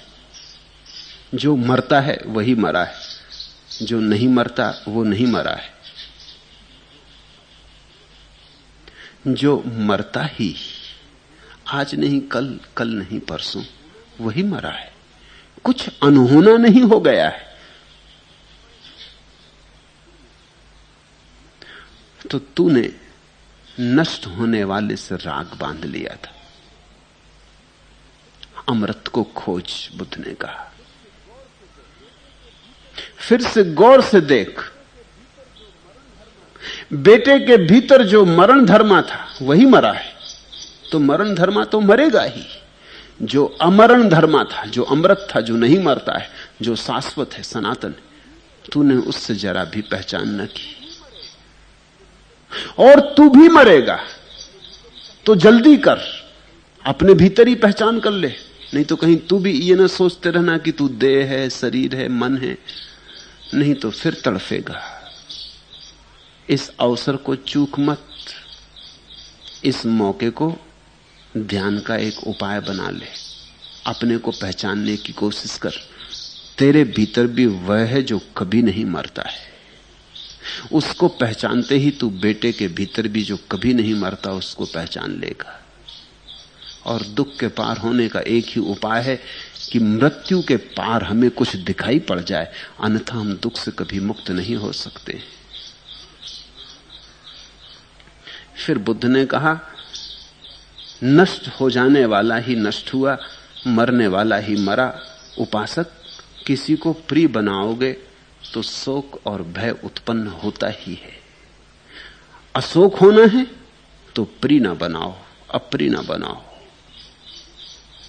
राग के संबंध न जोड़ो। जीवन को बोध में लगाओ, राग में नहीं। जागने में लगाओ, निद्रा और तंद्रा में नहीं। ऐसी परिस्थिति में बुद्ध ने ये सूत्र कहे, पीयतो जायते शोको, पीयतो जायते भयम, पीतो विप्पमुत्तस्य नत्थि शोको कुतो भयम। प्रिय से शोक उत्पन्न होता है, प्रिय से भय उत्पन्न होता है। प्रिय से मुक्त पुरुष को शोक नहीं है, फिर भय कहां। तणहाय जायते शोको, तणहाय जायते भयम, तणहाय विप्पमुत्तस्य नत्थि शोको कुतो भयम। तृष्णा से शोक उत्पन्न होता है, तृष्णा से भय उत्पन्न होता है। तृष्णा से मुक्त हुए पुरुष को शोक नहीं है, फिर भय कहां। जीवन में दुख और भय एक साथ जुड़े। जिस चीज से हमें भय उत्पन्न होता है उसी से हमें शोक उत्पन्न होता है। जैसे मृत्यु हमें भयभीत करती, तो मृत्यु से ही हमें शोक उत्पन्न होता है। और जब तक मृत्यु हमें भयभीत करती तब तक मृत्यु से शोक उत्पन्न होता रहेगा। आज बेटा मरा है, कल बेटी मरेगी, परसों पत्नी मरेगी, नरसों तुम भी मरोगे। और हर बार दुख घना होगा, दुख घना होगा। रोज रोज दुख घना होता जाता है। छोटे बच्चे जीवन में कुछ और क्या कर पाते हैं, सिर्फ दुख की परतें इकट्ठी करते चले जाते हैं और बूढ़े होते जाते हैं। जैसे जैसे दुख पे परतें जमती जाती है वैसे वैसे आदमी बूढ़ा होता जाता है। कोरे कागज की तरह आते हैं छोटे बच्चे और फिर लकीरों पे लकीरें दुख की लिखी जाती। हमारा जीवन दुख की एक कथा है। हम ये दुख कैसे लिखते? सारे दुखों के मूल में मृत्यु है। जहां भी हमें मृत्यु का भय लगता है, वहीं समझ लेना कि अभी हम दुख की सीमा के भीतर हैं। जिस दिन तुम ये जान लोगे कि तुम्हारे भीतर कुछ है जो मृत्यु नहीं मिटा सकेगी, चिता नहीं जला सकेगी, जिसे शस्त्र छेद नहीं पाते, कृष्ण ने कहा है नैनम छिदंती शस्त्राणी ना हम दहती पावका, और जिसे अग्नि नहीं जलाती और जिसे शस्त्र नहीं छेदते, जब तक तुम उसे न जान लोगे तब तक भय, और जब तक भय तब तक शोक। तो बुद्ध ने कहा खोज अमृत को, और अमृत की खोज में जाना हो तो प्रेय से हटो, श्रेय की तलाश करो। प्रिय से शोक उत्पन्न होता है। बुद्ध ये कह रहे हैं कि बेटे की मृत्यु के कारण ही तू दुखी नहीं है, तूने उसे बेटा माना इसलिए दुखी। इस बात को समझना। मैंने सुना है एक घर में आग लगी, घर का मालिक रोने लगा, चिल्लाने लगा, छाती पीटने लगा, जीवन भर की कमाई जली जाती थी, भयंकर लपटें थी, बुझने का कोई उपाय न था। तभी एक आदमी भाग आया, उसने कहा तुम व्यर्थ रो रहे हो, कल सांझ मैंने तुम्हारे बेटे को बात करते सुना, मकान उसने बेच दिया है। वो आदमी बोला सच? उसके आते बहते आंसू सूख गए। मकान अब भी जल रहा है मगर अब अपना नहीं है, तो बात खत्म हो गई। लेकिन तभी बेटा भागा हुआ आया, उसने कहा कि बात ही चली थी, ब्याना भी नहीं हुआ है, सौदा तो टूट ही गया समझो। फिर बाप रोने लगा। अभी भी मकान वही का वही, लेकिन अब फिर अपना हो गया। जैसे ही कोई चीज मेरी होती वैसी ही पीड़ा, और जैसी ही मेरी नहीं रही बात समाप्त हो गई। तुम्हारा बेटा मर जाए तो तुम दुखी हो रहे हो, मृत्यु के कारण नहीं, मेरा था। तुम बेटे को जला के घर लौटो और घर तुम्हें कुछ ऐसे कागज पत्तर मिल जाएं जिनसे पता चले कि तुम्हारी पत्नी ने तुमसे धोखा किया था, ये बेटा तुम्हारा था ही नहीं, बस सब मामला खत्म। न केवल मामला खत्म, तुम पत्नी को मारने को उतारू हो जाओ। ये बेटे की मौत तो एक तरफ, ये तो बात ही, तुम तो सोचने लगो अच्छा ही हुआ, ये झंझट मिटी।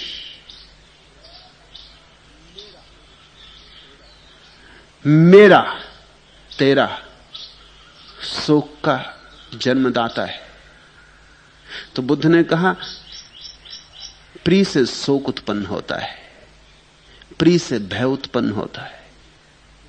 प्रिय से मुक्त पुरुष को शोक नहीं, फिर भय कहां? एक दूसरे के पीछे चलती हैं चीजें। मेरा की गांठ बांध ली प्रेय की तलाश में, फिर कहीं गांठ खुल न जाए तो भय पैदा होता है, फिर कहीं गांठ खुल जाए तो दुख पैदा होता है। एक दूसरे के पीछे चीजें चलती। तुम एक कदम गलत दिशा में उठाओ, दूसरा कदम अपने आप उठ जाता है। मैंने सुना है एक धर्मात्मा यहूदी गृहस्थ का नियम था कि हर शुक्रवार को शाम को वे किसी भिक्षुक को सब्बात बिताने के लिए अपने घर लाते थे। एक बार जब वे सज्जन अपने मोहल्ले के सिनेगाग से एक भिक्षुक को लेकर घर की ओर चले तो उन्होंने देखा कि भिक्षुक के पीछे पीछे एक और फटेहाल आदमी भी चला आ रहा है, और उसके पीछे एक और फटेहाल आदमी चला आ रहा है। गृहस्थ ने उस आदमी के बारे में भिक्षु से पूछा तो भिक्षु ने कहा महाशय वो मेरा दामाद है और मैं उसका पालन पोषण करता हूं, खुद भिखारी हैं, वो उनके दामाद आ रहे हैं पीछे से, और उनके पीछे कौन चले आ रहे हैं? वो बोला कि मेरे दामाद का बेटा है, उसके पालन पोषण का जिम्मा उसके ऊपर है। ऐसी कतारें बनती। तुम एक को बुला के लाए तो तुम एक को बुला के नहीं लाए, एक के पीछे दूसरा आता होगा, दूसरे के पीछे तीसरा आता होगा। तुमने एक को बुलाने के लिए द्वार खोला कि तुमने सारे संसार को बुला लिया। तुमने एक कदम उठाया गलत दिशा में, क्या 1000 कदम उठ गए। तो बुद्ध कहते हैं प्रिय मत बनाना, तो फिर भय भी ना होगा, शोक भी ना होगा। और अगर प्रिय ना बनाया तो जो ऊर्जा प्रेय की दिशा में जाती थी वो श्रेय की दिशा में जाएगी, और तुम जो अमृत के पार है उसका अनुभव कर सकोगे। अमृत का स्वाद तुम्हारे कंठ में आ जाए, फिर कैसा भय, फिर कैसा शोक। तृष्णा से शोक उत्पन्न होता है, तृष्णा से भय उत्पन्न होता है। तृष्णा से मुक्त पुरुष को शोक नहीं है, फिर भय कहां।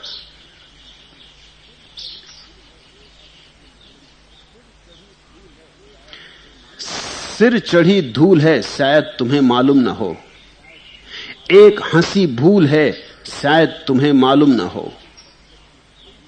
फूल खिलते हैं जो पत्थर की हथेली पे अलग, हम वही फूल हैं शायद तुम्हें मालूम न हो। तुम तो सागर हो, बरसती हैं घटाएं तुम पर, तृष्णा लबकूल है शायद तुम्हें मालूम न हो। कश्तियां तट की अब उद्दाम तरंगों के बीच, शीर्ष मस्तूल है शायद तुम्हें मालूम न हो। फूल की शक्ल से ये छद्म सुदर्शन चेहरे, बिस्भिजे सूल हैं शायद तुम्हें मालूम न हो।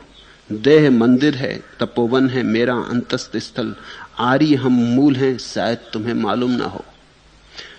हमें मालूम भी नहीं है कि क्या हो रहा है, क्या चल रहा है। जहां हमें सौंदर्य दिखाई पड़ता है वहां आखिर में हम बिस बुझे तीर ही पाते। जहां धन दिखाई पड़ता है वहां कुछ हाथ नहीं लगता, आखिर में राख हाथ लगती।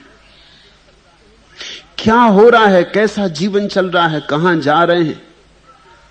जिसको हम ताज समझ के सिर पर रखें वो सब धूल सिद्ध होती, और हमारे भीतर छिपा बैठा है हमारा श्रेष्ठ रूप। देह मंदिर है, तपोवन है मेरा अंतस्थ स्थल, आरी हम मूल हैं शायद तुम्हें मालूम ना हो। और भीतर, हमारे भीतर वो श्रेष्ठ चैतन्य आरी है। आरी का मतलब हिंदू नहीं, आरी का मतलब हमारे भीतर जो श्रेष्ठता है। हम अनारी बने बैठे, प्रेय को खोजा तो अनारी बन जाते हो, श्रेय को खोजा तो आरी बन जाते हो। आखिरी सूत्र, उसके पहले की घटना। भगवान के जेतवन में बिहरते समय एक अनागामी स्थिविर मरकर शुद्धावास ब्रह्मलोक में उत्पन्न हुए। मरते समय जब उनके शिष्यों ने पूछा क्या बनते, कुछ विशेषता प्राप्त हुई है, तब निर्मल चित्त स्थाविर ने यह सोचकर कि यह भी क्या कोई उपलब्धि है या विशेषता है, चुप्पी ही साधे रखी। उनकी मृत्यु के पश्चात उनके शिष्य रोते हुए भगवान के पास जाकर उनकी गति पूछे। भगवान ने कहा, भिक्षुओं रो मत, वह मरकर शुद्धावास में उत्पन्न हुआ है। भिक्षुओं देखते हो तुम्हारा उपाध्याय कामों से रहित चित्त वाला हो गया है, जाओ खुशी मनाओ। तब शिष्यों ने कहा, पर उन्होंने मरते समय चुप्पी क्यों साधे रखी? हमने तो पूछा था, उन्होंने बताया क्यों नहीं? भगवान ने कहा, इसीलिए भिक्षुओं, इसीलिए क्योंकि निर्मल चित्त को उपलब्धि का भाव नहीं होता है। और तब उन्होंने यह गाथा कही। यह घटना महत्वपूर्ण है। अनागामी का अर्थ होता है बौद्ध परिभाषा में जो दोबारा ना आएगा, अब फिर ना आएगा, जिसका आगमन समाप्त हुआ। ये परम उपलब्धि है। संसार में फिर ना आने का अर्थ है पक गए। संसार से जो सीखना था सीख लिया, और संसार में जो होना था हो गए। अब दोबारा आने की कोई जरूरत ना रही। अनागामी आखिरी फल है, श्रोतापत्ति पहला फल। ध्यान की धारा में उतरना पहला कदम, अनागामी हो जाना तो सागर में गिर गई सरिता, मिलन हो गया सत्य से। अनागामी होकर कोई मरे तो यह परम घटना है, यह परम उपलब्धि। भगवान के जेतमन में विहार करते समय एक अनागामी स्थिविर, एक वृद्ध भिक्षु मरकर शुद्धावास ब्रह्मलोक में उत्पन्न हुए। ब्रह्म के साथ जो एक हो गया वही ब्रह्मलोक। और जहां शुद्धि परम हो गई, जहां कुछ भी अशुद्ध ना रहा, वही शुद्धावास। मरते समय उनके शिष्यों ने पूछा, क्या बनते? कुछ विशेषता प्राप्त हुई है। अब बुद्ध के शिष्यों में जैसे जैसे शिष्य वृद्ध हो जाते थे,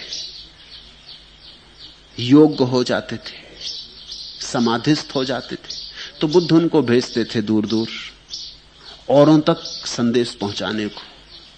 तो बुद्ध के जीते ही बुद्ध के बहुत से शिष्यों के भी शिष्य थे, क्योंकि ये वृद्ध समाधिस्थ पुरुष दूर दूर जाकर बुद्ध की खबर ले जाते।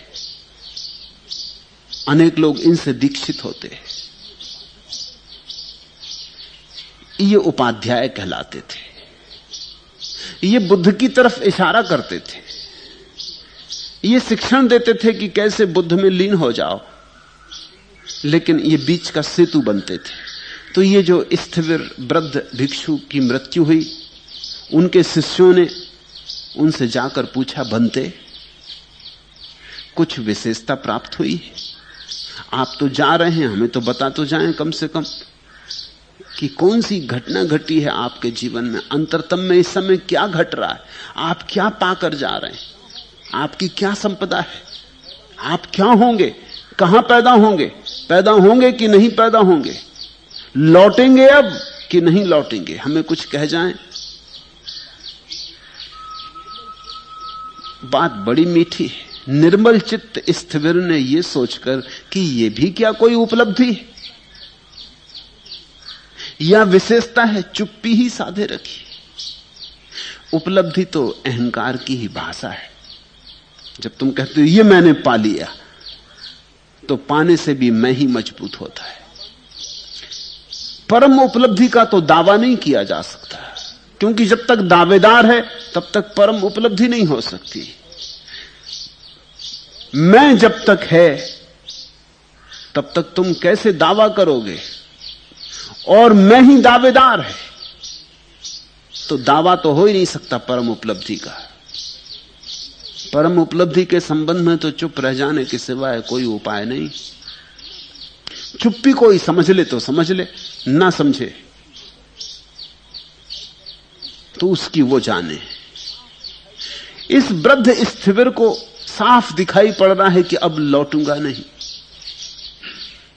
ये परम दशा आ गई।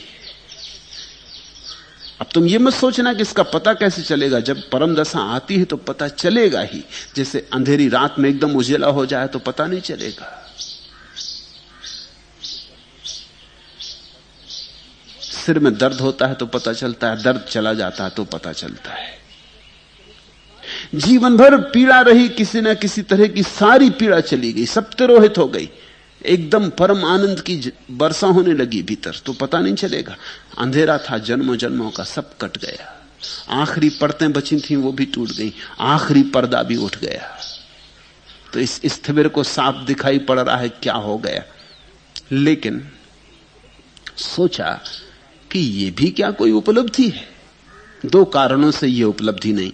पहली तो बात, उपलब्धि है अहंकार की भाषा, मैंने पा लिया। ये बात ही उस परम के संबंध में नहीं कही जा सकती। दूसरी बात, ये उपलब्धि नहीं कही जा सकती क्योंकि ये हमारा स्वभाव है। ये हमने पा लिया ऐसा थोड़ी, ये तो सदा से था ही, हम भूल गए थे, बस स्मरण किया है। इसलिए भी इसको उपलब्धि नहीं कह सकते। जब बुद्ध को ज्ञान हुआ और किसी ने पूछा क्या पाया, तो बुद्ध ने कहा पाया कुछ भी नहीं, जो मिला ही था उसे जाना। जो था ही, जो सदा से था, हमने आंख न डाली थी अपने खजाने पर, बस इतनी ही भूल थी। खजाना तो था ही, इसलिए पाया ऐसा कहना ठीक नहीं। प्रतिभिज्ञा हुई, पहचान हुई, पहचाना, जाना। इसलिए भी इस परम स्थिति को उपलब्धि नहीं कहा जा सकता। तो वृद्ध स्थिविर चुप ही रह गए, कुछ बोलना ठीक ना लगा। कहें कि अनागामी हो गया हूं, अब नहीं आऊंगा, तो यह भी आने का एक उपाय हो जाएगा, क्योंकि फिर थोड़ा मैं अभी शेष रह गया। कहें कि बहुत कुछ पा लिया जो पाना था, तो भी अज्ञान की ही घोषणा होगी। उपनिषद कहते हैं जो कहे मैंने जान लिया, जानना कि नहीं जानता है। सुकरात ने कहा है कि जब मैंने जाना तो जाना कि मैं कुछ भी नहीं जानता हूं।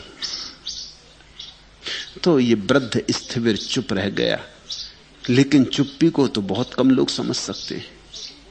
शब्दों को ही कम लोग समझ पाते हैं, चुप्पी को तो कौन समझेगा। कहो कहो तब नहीं सुन पाते, तो बिना कही बात तो कौन सुनेगा। भिक्षु तो बड़े उदास हो गए, और गुरु ऐसे ही मर रहा है, खाली हाथ, कुछ भी नहीं बता रहा कि कुछ मिला कि नहीं मिला। चित्त में बड़ी तकलीफ भी हुई होगी। मौत की तो तकलीफ हुई ही हुई, गुरु मर रहा है, साथ में ये भी तकलीफ हुई होगी कि ऐसे आदमी के शिष्य होकर हमको क्या होगा। ये तो मर गए और कुछ बिना पाए मर गए, और हम इनके पीछे भटक रहे हैं, हम व्यर्थ ही परेशान हो रहे हैं। तो वो बुद्ध के पास गए। उनका रोना दो कारणों से था। एक तो गुरु मर गया, लेकिन उससे भी बड़ा कारण यह था कि हम भी किसके चक्कर में पड़े रहे, कुछ इसको मिले ही नहीं था। भगवान ने कहा, भिक्षुओं रो मत, तुम्हारा गुरु शुद्धावास में उत्पन्न हुआ है, परम शुद्धि में जागा है। भिक्षुओं देखते हो तुम्हारा उपाध्याय कामों से रहित चित्त वाला हो गया। अब उसकी कोई कामना नहीं बची, इसलिए लौटेगा नहीं। कामना लौटा लाती, कामना बार बार खींच लेती, कामना नीचे उतारती। कामना ही अधोगमन है। तुम्हारा गुरु ऊर्ध्वगामी हो गया है, वो मुक्त हो गया पृथ्वी से। अब पृथ्वी में कोई कशिश उसे खींचने वाली नहीं बची। अब वो उठता ही जाएगा शुद्धावास में। जैनों के पास इसके लिए प्रतीक है, जैसे कि कोई लकड़ी के टुकड़े को मिट्टी से खूब लीप पोत के पानी में डाल दे, तो मिट्टी के वजन के कारण लकड़ी का टुकड़ा डूब जाएगा। फिर पानी की धार आती रहेगी, जाती रहेगी, मिट्टी गलती रहेगी, बहती रहेगी। एक घड़ी आएगी कि सारी मिट्टी बह जाएगी, फिर लकड़ी का टुकड़ा उठेगा, पानी की सतह पे आके तैर जाएगा। ऐसा जैन कहते हैं सिद्ध पुरुष संसार की सतह पर उठ जाते, लोक की आखिरी सीमा पर पहुंच जाते हैं, जहां अलोक शुरू होता है। उसी स्थिति को बौद्ध भाषा में कहते हैं शुद्धावास, ब्रह्मलोक। मनुष्य के पार हो गए, परमात्मा हो गए। अब लौटने का कोई कारण न रहा, मिट्टी की पकड़ न रही। जब तक तुम समझते हो मैं देह हूं, तब तक मिट्टी की तुम पे पकड़ है, तब तक तुम मिट्टी ही हो। जिस दिन तुमने समझा कि मैं देह नहीं हूं, उसी दिन मिट्टी की पकड़ छूटी और धीरे धीरे मिट्टी बह जाती, तुम शुद्ध हो जाते हो, तुम्हारी चेतना ऊर्ध्वगामी हो जाती, ऊपर उठने लगती। जाओ खुशी मनाओ, तुम्हारा उपाध्याय कामना से मुक्त हो गया, अनागामी हो गया, बुद्ध ने कहा। तब शिष्यों ने कहा, पर उन्होंने मरते समय चुप्पी क्यों साथे रखी, हमें बताया क्यों नहीं? उन्होंने तो बताया, चुप्पी से ही बताया। कुछ बातें चुप्पी से ही कही जाती हैं, कुछ बातें कहो तो खराब हो जाती, कुछ बातें बिना कहे ही कही जाती हैं। मगर उसके लिए तो बड़ा संवेदनशील बोध चाहिए, उसे समझने को, उस मौन को समझने को, उस इशारे को पहचानने के लिए तो बड़ी ध्यान की दशा चाहिए। बुद्ध ने कहा इसीलिए भिक्षुओं, इसीलिए क्योंकि निर्मल चित्त को उपलब्धि का भाव नहीं होता है। जहां उपलब्धि है वहां उपलब्धि का भाव नहीं। जहां परमात्मा से मिलन हुआ वहां मिलन हो गया, ऐसी बात भी व्यर्थ हो जाती। जहां जान लिया वहां क्या कहो कि जान लिया, कहने में कुछ सार ना रहा। शब्द तो वहीं तक हैं, वहीं तक कह पाते जहां तक शब्दों की सीमा है। शब्द तो सत्य को कभी नहीं कह पाते। ज्यादा से ज्यादा सत्य के संबंध में कुछ तुतलाते हैं, कह नहीं पाते। जैसे छोटे बच्चे तुतलाते, कुछ कहना चाहते हैं लेकिन तुतलाते हैं। मां को समझना पड़ता है कि क्या मतलब है उनका, मतलब लगाना पड़ता है। ऐसे ही शब्द हैं, सत्य के संबंध में तुतलाते हैं, कुछ कह नहीं पाते। बुद्ध ने कहा इसीलिए भिक्षु, इसीलिए क्योंकि जो उपलब्ध हो गया उसे उपलब्धि का भाव नहीं होता है।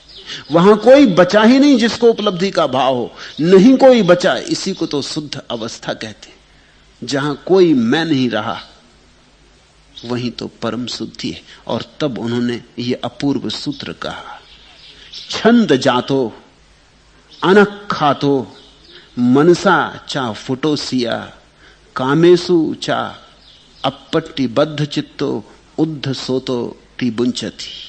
अनख्यात में जिसका रस है, जिसके मन ने उस रस को छू लिया है या उस रस ने जिसके मन को छू लिया है, और काम भोगों में जिसका चित्त अब बंधा नहीं है, वह ऊर्ध्व श्रोता कहा जाता है।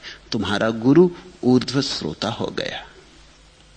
समझो, छंद जातो अनख्यातो, ये बड़ा प्यारा शब्द है जो नहीं कहा जा सकता। अनख्यात, जिसको कहने के लिए भाषा बनी नहीं है, जिसको कहने का कोई उपाय ही नहीं है। अनख्यात, अनिर्वचनीय, अनख्यातो, छंद जातो, जिसे जो नहीं कहा जा सकता उसमें रस आ गया है। कोई उसे परमात्मा कहता है, कोई उसे निर्वाण कहता है, कोई उसे आत्मा कहता है, पर ये सब काम चलाओ है।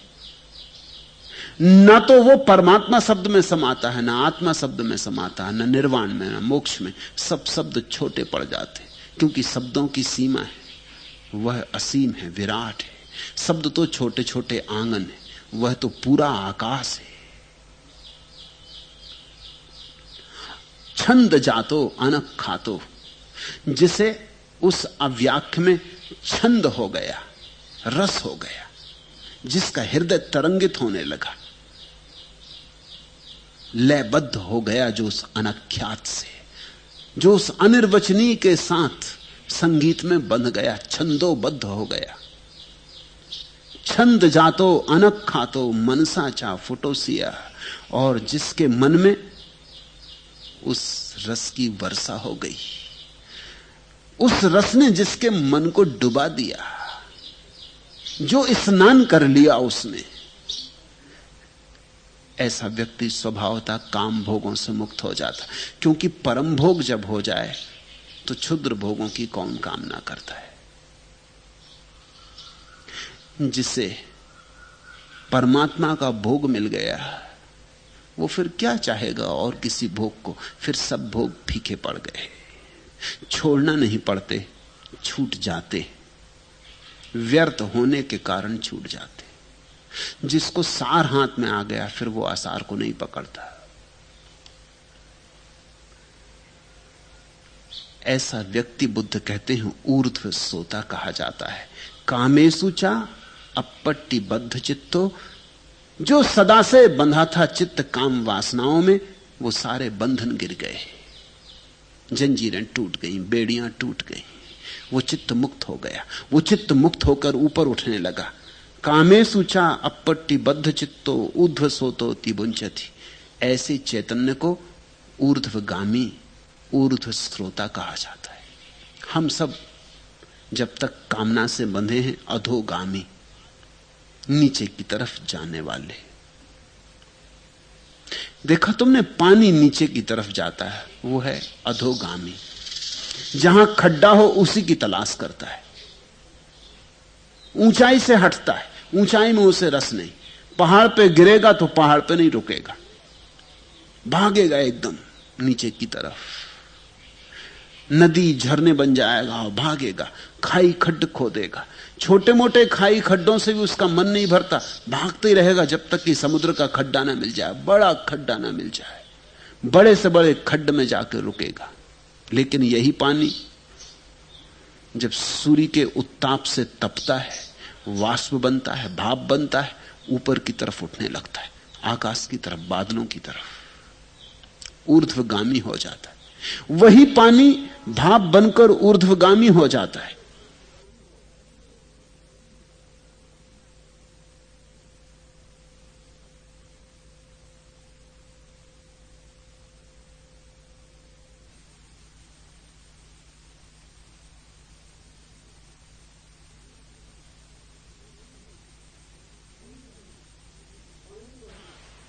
पानी वही है, पानी बनकर अधोगामी हो जाता है। तो चैतन्य की दो दशाएं हैं, जिसको हम चित्त कहते हैं वो पानी, और जिसको हम आत्मा कहते हैं वो भाप।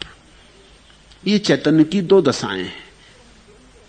जिसको हम मन कहते हैं, चित्त कहते हैं, वो पानी, वो नीचे की तरफ जाता, वो अधोगामी। और जिसको हम आत्मा कहते हैं वो यही पानी है जो तपश्चर्या से, तप से भाप बन गया, वाष्पीभूत हो गया, उड़ने लगा ऊपर की तरफ, पंख मिल गए जिसे, तो ऊर्ध्वगामी। नीचे चलो तो संसार है, ऊपर चलो तो परमात्मा है।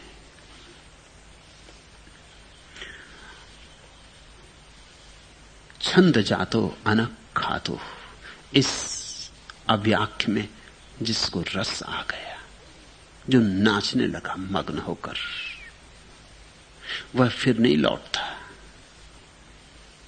जो मयूर हो गया फिर नहीं लौटता। खिड़की से उड़ाई गंध, साथ लिए रस भीगे छंद, भीत टंगे पुष्पों के चित्र, बिखराते लगते मकरंद। किसी नई कविता की पंक्ति, अधरों पर हो उठी अधीर, परस गई फागुनी समीर। जैसे फागुन आता ना, फूल खिल जाते ना, गंध तैरती, ऐसा ही एक भीतर का फागुन भी है। खिले खुल की खिड़की भीतर की, खिड़की से उड़ाई गंध, साथ लिए रस भीगे छंद, भीत टगे पुष्पों के चित्र, बिखराते लगते मकरंद। किसी नई कविता की पंक्ति, अधरों पर हो उठी अधीर, परस गई फागुनी समीर। टेसू लहके पुरवा मारे, रंग भरी पिचकारी, ढोल मृदंग मंजीरे चढ़ते, स्वर की नई अटारी। एक बरस के बाद आज मन सुगना बहका रे, एक बरस के बाद आज फिर फागुन महका रे।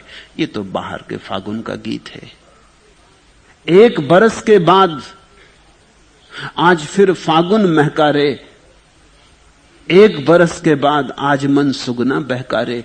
ये तो बाहर की बात है। भीतर की बात तो ऐसी कि बरस बरस के बाद, जन्म जन्म के बाद, आज मन सुगना बहका रे, बरस बरस के बाद, जन्म जन्म के बाद, आज फिर फागुन महका रे।